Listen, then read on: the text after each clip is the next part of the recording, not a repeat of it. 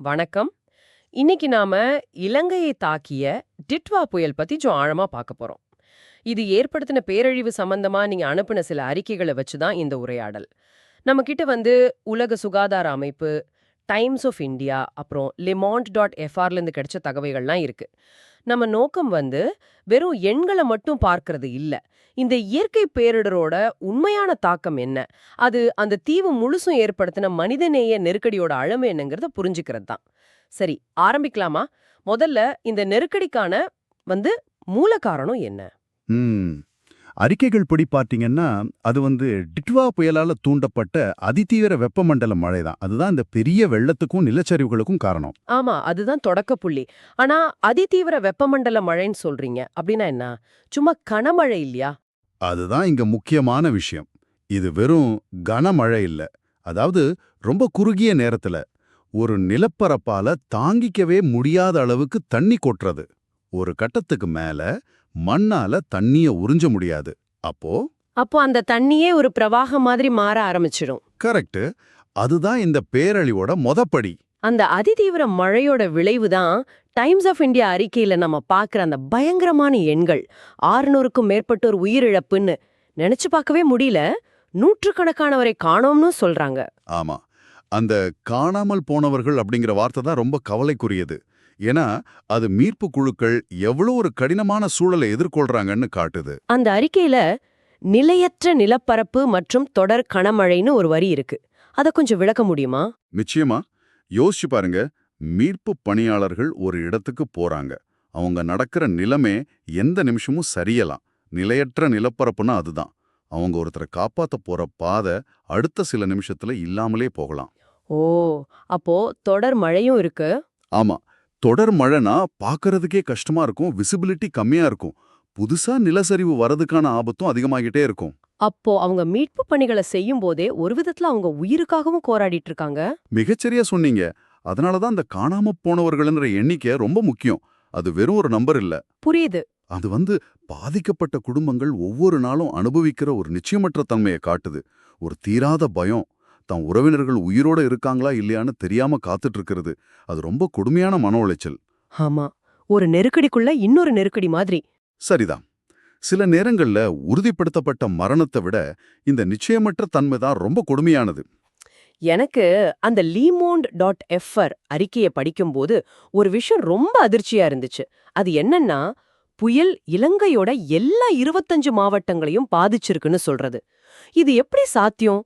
பொதுவா புயல்னா கடலோர மாவட்டங்கள் தானே அதிகம் பாதிக்கப்படும். இது ஒரு மிக முக்கியமான கேள்வி. இதுக்கு காரணம் டிட்வா புயல் ஒரு நேர்கோட்ல போன புயல் இல்ல.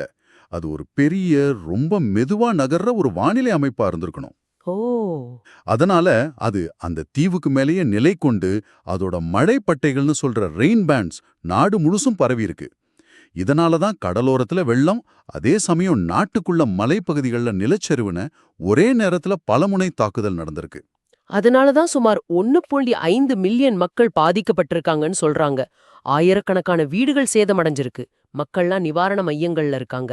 ஆமா. இதுல இன்னொரு சிக்கலும் இருக்கு. இதை நீங்க எப்படி யோசிச்சு பாருங்க. ஒரு பேரிடர் ஒரு ஸ்பெசிஃபிக்கான பகுதியை மட்டும் தாக்குனா நாட்டின் மத்த பகுதிகளில இருந்து உதவிகளை திரட்டி அங்க அனுப்ப முடியும். ஆமா, வளங்களை ஒருமுகப்படுத்தலாம். ஆனா இங்க முழு நாடும் பாதிக்கப்பட்டிருக்கும் போது என்ன ஆகும்? ஒவ்வொரு மாவட்டத்துக்குமே உதவி தேவைப்படும். அப்போ உள்நாட்டிலேயே உதவி செய்யறதுக்கான திறன் ரொம்ப குறைஞ்சிடும். நல்ல ஒப்பீடு. இதுதான் ஒரு சாதாரண பேரிடரை ஒரு தேசிய மனிதநேய நெருக்கடியா மாத்துது இல்லையா? உள்கட்டமைப்பு, போக்குவரத்து எல்லாமே ஒரே நேரத்துல முடங்கிடும். கரெக்ட். இதுதான் நம்மளை இந்த நெருக்கடியோட அடுத்த கட்டத்துக்கு கூட்டிட்டு போகுது. நாடு முழுசும் பாதிப்புன்னாலும் சில பகுதிகளில் அதோட தீவிரம் ரொம்ப அதிகமா இருந்திருக்கு. ஆமா, அந்த மத்திய மலைநாடு மாவட்டங்கள் குறிப்பாக கடுமையாக பாதிக்கப்பட்டுள்ளன அப்படின்னு அறிக்கைகள் சொல்லுது. இதுக்கு காரணம் நிலச்சரிவுகளா? நிச்சயமா. ஒரு இடத்தோட புவியியல் அமைப்பு ஒரு பேரிடரோட தன்மையை எப்படி மாத்துதுங்கிறதுக்கு இது ஒரு மிகச்சிறந்த உதாரணம். கடலோரத்துல வெள்ளம் வந்தா ஒரு கட்டத்துல தண்ணி வடிஞ்சிடும். ஆனா மலைநாட்டுல அங்க நிலமே சரிஞ்சு விழுது. ஆமா, ஆபத்து முற்றிலும் வேற. அந்த அறிக்கைகள் சொல்ற பேரழிவு சேதம் அப்படிங்கிற வார்த்தையை நாம சாதாரணமா கடந்து போக முடியாது. அதுக்கு என்ன அர்த்தம்னா, ஒரு கிராமம் இருந்த இடமே அடையாளம் தெரியாம மண்ணுக்குள்ள புதைஞ்சு போயிருக்கலாம். நினைச்சு பார்க்கவே பயங்கரமா இருக்கு. வீடுகள், சாலைகள், பாலங்கள்னு எல்லாமே மண்ணோட மண்ணா போயிருக்கும். அப்போ மீட்பு பணிகள் எப்படி நடக்கும்? அதுதான் ஒருவேளை சாலைகளே இல்லைன்னா எப்படி உதவி பொருட்களை கொண்டு சேர்ப்பாங்க, மக்களை எப்படி வெளியேத்துவாங்க? இது ஒரு முழுமையான முடக்க நிலை மாதிரி தெரியுது. அதுதான் யதார்த்தம்.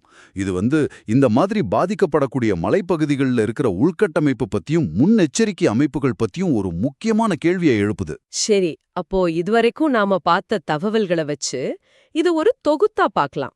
இது வெறும் வெள்ள பாதிப்பில்ல, இது ஒரு சங்கிலி தொடர் விளைவு மாதிரி தெரியுது. மிகச்சரியான வார்த்தை. இது ஒரு பன்முக நெருக்கடி, ஒரு சங்கிலி தொடரா இதை நாம பார்க்கலாம். முதல்ல அதிதீவிர மழை பெய்யுது. அது வெள்ளத்தையும் நிலச்சரிவையும் உண்டாக்குது.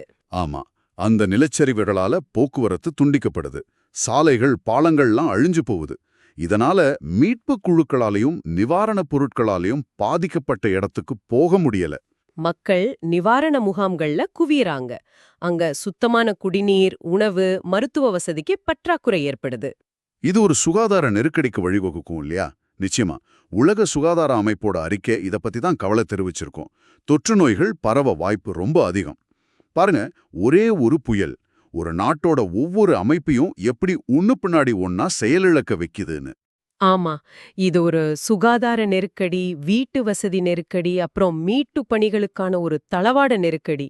உடனடி மீட்பு பணியே ஒரு பெரிய சவால்னா, நீண்ட காலத்துக்கு இதை சரி செய்யறது அதுதான் உண்மையான மிகப்பெரிய சவால். கரெக்ட்.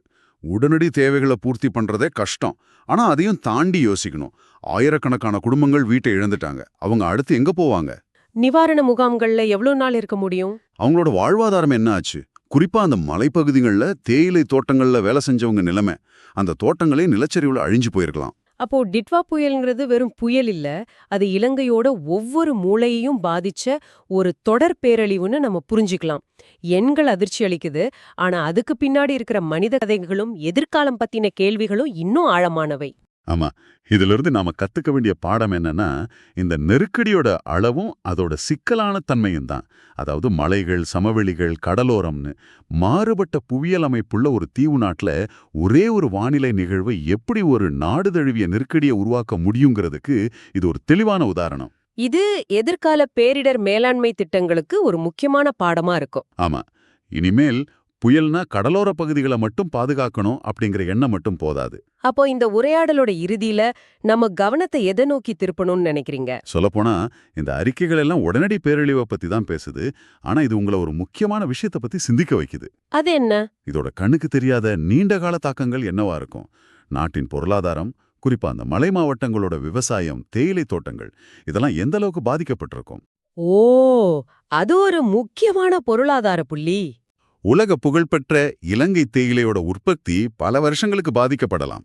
இது அந்த நாட்டோட ஏற்றுமதி வருமானத்தை பாதிக்கும். சமூக ரீதியா என்ன தாக்கங்கள் இருக்கும்? அது இன்னும் ஆழமானது. மில்லியன் கணக்கான மக்கள் பாதிக்கப்பட்ட ஒரு சமூகத்தோட மனநல மீட்சி எப்படி இருக்கும்?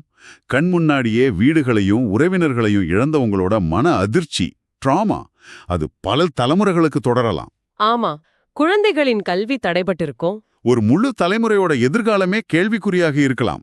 உடனடி நெருக்கடி நமக்கு தெளிவா தெரியுது. ஆனா புயலுக்கு பின் அப்படிங்கிறது இந்த அறிக்கைகள் நம்மள சிந்திக்க தூண்டுற ஒரு முற்றிலும் வேற கதை. அந்த புனரமைப்பு பயணம், அது வெறும் கட்டிடங்களை கட்டுறது மட்டும் இல்ல, சிதைஞ்சு போன நம்பிக்கையும் வாழ்க்கையும் திரும்ப கட்டி எழுப்புறது. அதுதான் இலங்கை